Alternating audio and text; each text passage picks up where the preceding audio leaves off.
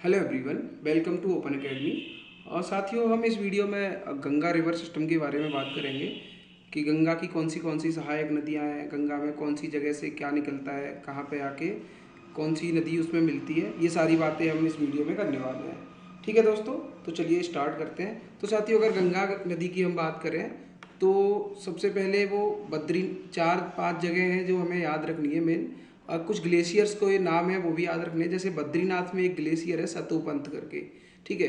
यहाँ से एक अलकनंदा नदी निकलती है। अलकनंदा आप देख सकते हैं। ये अलकनंदा नदी आगे चलती चली जाती है, ठीक है। आगे इसका नाम गंगा पड़ जाता है, ठीक है।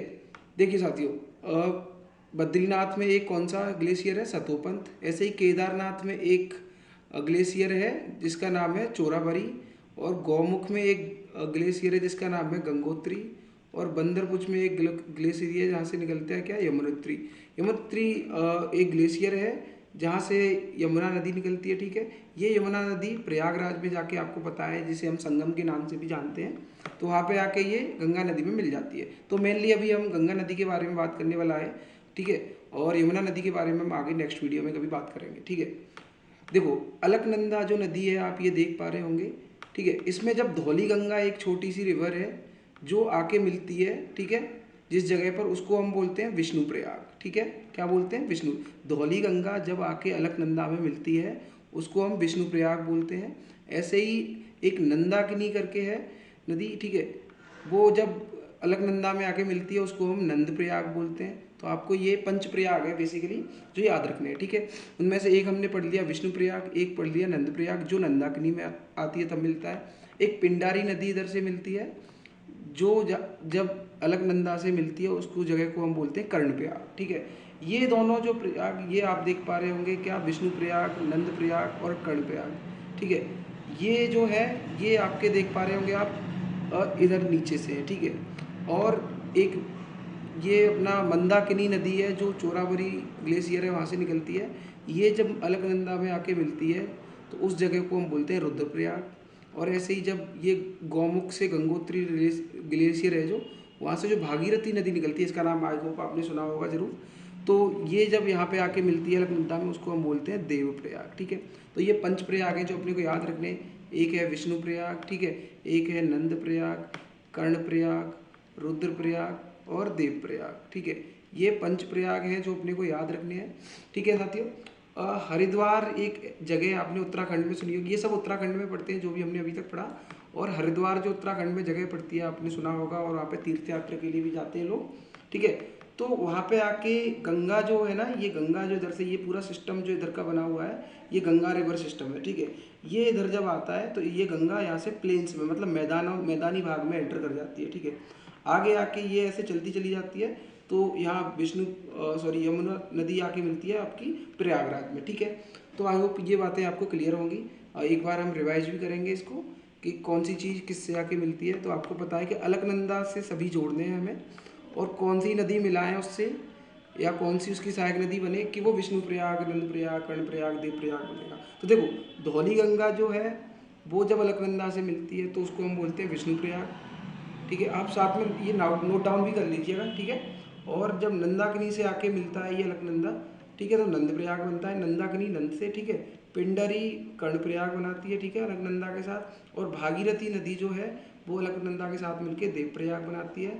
और अलकनंदा मंदाकिनी के साथ मिलके रुद्रप्रयाग बनाती है। तो आई होप आपको ये पंच प्रयाग जो है इसको हम पंच प्रयाग के नाम से भी जानते हैं क्योंकि ये 5 प्रयाग है, ठीक है। चलिए आगे बढ़ते हैं। अब हम गंगा नदी की जो जो ट्रिब्यूटरीज हैं, बोले तो सहायक नदियां हैं, उनके बारे में थोड़ा जानते हैं। तो आपको पता है कि यमुना आके यहाँ पे मिलती है, इससे जो प्रयागराज जगह है, इलाहाबाद भी बोलते हैं जो वहाँ पे, ठीक है। तो ये यमुना वहाँ पे आके मिलती है, ठीक है। बाकी ये है जो ये साउथ से आके मिलती है इसमें, ठीक है। बाकी सब नॉर्थ से आप देख पा रहे होंगे। तो ये यूपी में है, ठीक है। और मुरादाबाद शहर पड़ता है इस नदी पर जिसका नाम है रामगंगा। रामगंगा यहाँ पे सबसे आगे पहले मिलती है इधर, ठीक है, गंगा नदी से। फिर ये लखनऊ शहर भी इसी पे पड़ता है। देखो, अब गोमती जो नदी है ना, गोमती नदी आपने आए सुनी होगी, तो उसकी उसकी भी एक ट्रिब्यूटरी है जिसका नाम है साई नदी, ठीक है।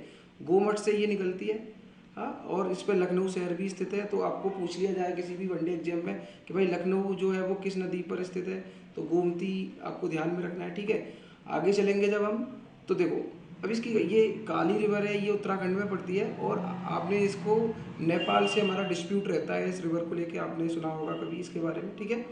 ठीक, तो यहाँ पे फिर ये शारदा नदी है, इसका नाम बदल जाता है, इंडिया में एंटर करते ही शारदा, फिर इसका नाम सरयू हो जाता है।